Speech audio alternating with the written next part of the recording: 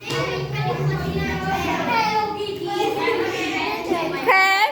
ក្រុមទី1ក្រុម number 1 ទៅដូច Master Chef ហ៎ Hello ក្រុម number 1 បើគេដែរបង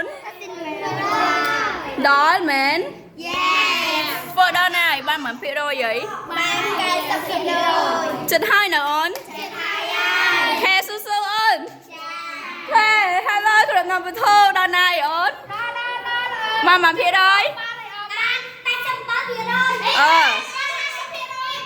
ធ្វើគេដែរអូនធ្វើអី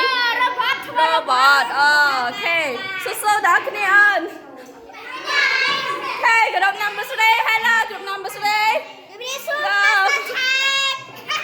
ហើយគេដែរអូនគេនឹងធ្វើម្ហូបអីដែរ robot អូខេធ្វើបាន1%យាយ1%ចិត្តហើយនៅខែស៊ូអូនក្រុមទី1គេចិត្តហើយអ